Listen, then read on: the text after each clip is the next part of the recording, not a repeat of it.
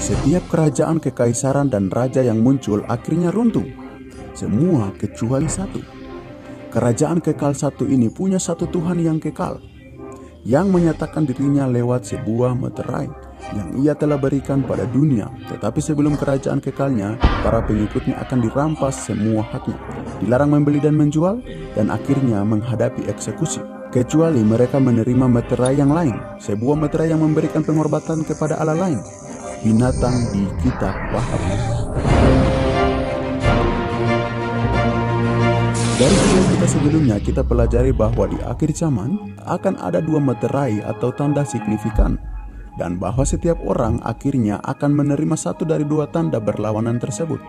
Kita juga mengetahui bahwa kedua ini tanda tersembunyi, mereka melambangkan tindakan kita, pikiran dan perbaktian kita. Kita perlu menyingkapkan apa sesungguhnya mereka itu, karena satu adalah tanda kesetiaan pada Tuhan, sementara yang lain adalah tanda kesetiaan pada si binatang. Tetapi sebelum kita dapat temukan apa itu tanda binatang, pertama-tama kita harus memahami apa itu meterai Tuhan. Biasanya meterai atau cap memiliki nama mengidentifikasi pemiliknya, jabatan pemiliknya, dan wilayah yang diperintah oleh pejabat tersebut. Misalnya saat Yesus ditempatkan di kubur, segel meterai pemerintah yang diletakkan di pintu masuknya.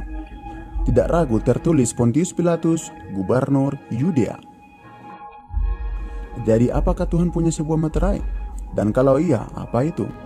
Dan memeteraikan pengajaran ini di antara murid-muridku. Jadi kita dapat melihat tanda atau meterai terkait dengan hukum Tuhan. Jadi di mana kita temukan meterai itu dalam hukum Tuhan?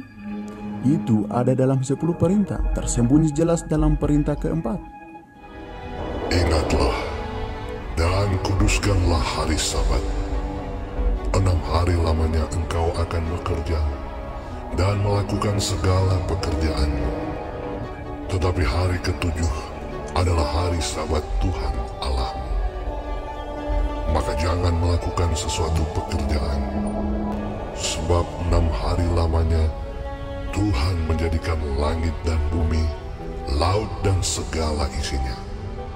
Dan ia berhenti pada hari ketujuh.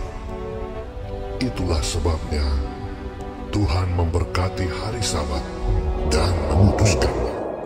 Di sini dalam hukum Tuhan, dalam 10 perintah yang terpanjang, di tengah hukumnya kita temukan meterai Tuhan. Nama wewenangnya Tuhan, jabatan wewenangnya Sang Pencipta, dan wilayah kekuasaannya surga dan bumi. Firman Tuhan juga berkata Sabat adalah sebuah tanda.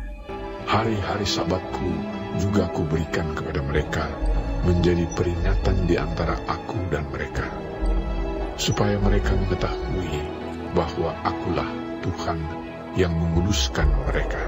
Inilah meterai Tuhan para sahabat, agar ingat dan memelihara kekudusan hari Sabat dan memiliki hukum Tuhan tertulis di dalam hati kita. Itulah meterainya. Dan satu hal yang membuat kita semua masuk akal adalah bahwa binatang di Wahyu akan membuat sebuah tanda palsu untuk bersaing dengan meterai Tuhan yang sejati. Dengan ini dalam pikiran kita sekarang lebih memahami apa tanda binatang itu sesungguhnya.